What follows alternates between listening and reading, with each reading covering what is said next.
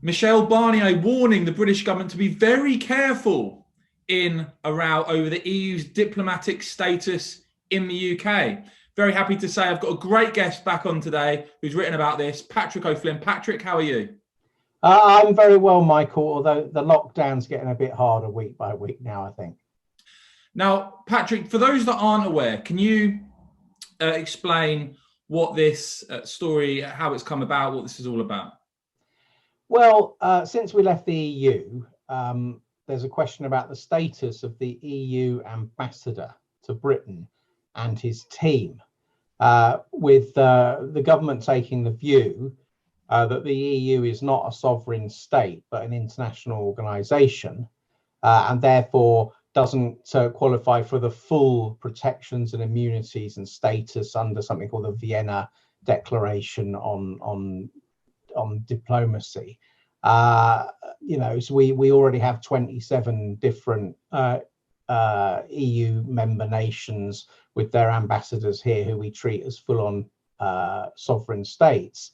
And now the EU is writing protest letters saying they wish to be treated as a sovereign state with full access to the diplomatic court of St. James, audiences attended by the Queen, that sort of thing, because they share many of the characteristics of sovereign nations, and as in they have their own currency, their own judiciary, their own lawmaking powers. You could add their own parliament, their own flag. We noted it down the years. But the question is, if the EU is sovereign, then shouldn't we be calling in the other 27 ambassadors and saying you're just provincial officials now? It's going to be either or. And I think the cat's been let out of the bag here, really, about how the EU sees itself. And Michel Barnier immensely pompously has said that the EU is not an international organization. It's a sovereign union. So it really does see itself as a country, which is something that you and I always argued it intended to be, and British pro-EU people always poo-pooed that idea. So that's where we are at the moment. Yeah, it's fascinating, isn't it? Because this story really is about the Foreign Office that wants to treat the EU delegation only as representatives of an international organisation and not want to set the precedent of treating an international body in the same way as a nation state. And yet Michel Barnier, on top of warning the UK about this, has also been quoted as saying, I know the spin, and sometimes more than spin, of the UK authorities speaking about the EU like an international organisation, but we are not an international organisation. And as you say, this is something that Brexiteers have been warning about for many, many years. And we saw all those sort of dismissals from the likes of the Lib Dems and others. This truly, I think, lets the cat out the bag about how the EU views itself and its future intentions, does it not, Patrick?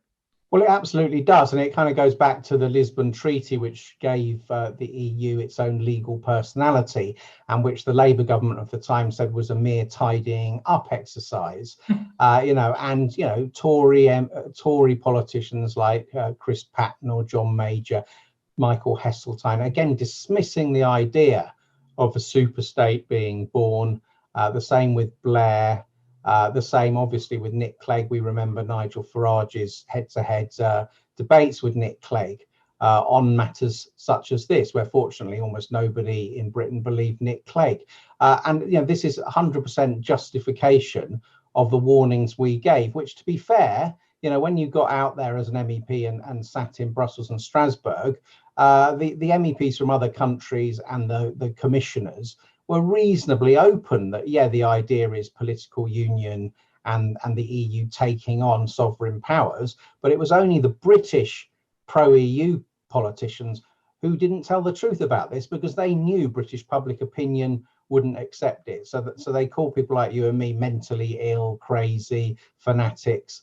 And that's all coming out in the wash now. I suppose the question is, should we pragmatically allow the EU this extra bauble and extra status, or should we play it for a bit of mischief and call in the German and French ambassadors and say we're going to give them this, but of course that does mean you'll no longer be able to dodge your parking fines and you have to pay some taxes.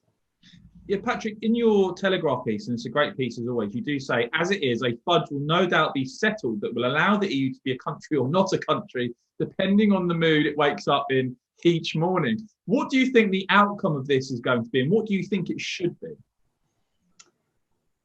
Well, what should happen eventually is that the EU and what it rather kind of humiliatingly describes as member states rather than countries reach a settled view about whether sovereignty is held by the EU or the EU is just a loose international grouping and sovereignty is retained by the members. And then, because the EU at the moment and the nations that belong to it are trying to, what Boris Johnson was accused of trying to have his cake and eat it. They are trying to get sort of double diplomatic representation. Now, intellectually, that's nonsense, and it shows up all the inconsistencies that we've been talking about. But in a practical terms, is the government really wise to push it? I suspect it will accord some kind of status to the EU ambassador that's almost equivalent to full national status, just for the sake of a bit of a quiet life. Maybe it will allow us to wring another concession out of them on one of the loose ends that hasn't been tied up in the Brexit deal.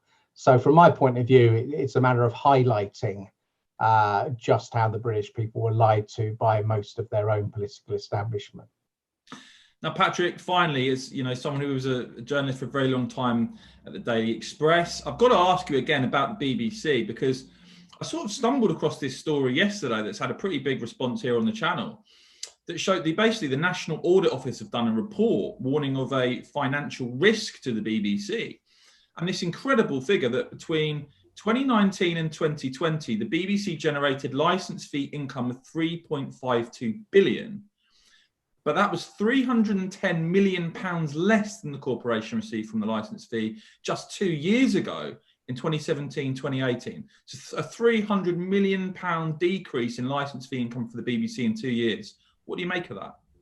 Well, if you think about it, it's roughly a 10% reduction over in just 2 years in the number of people paying the licence fee.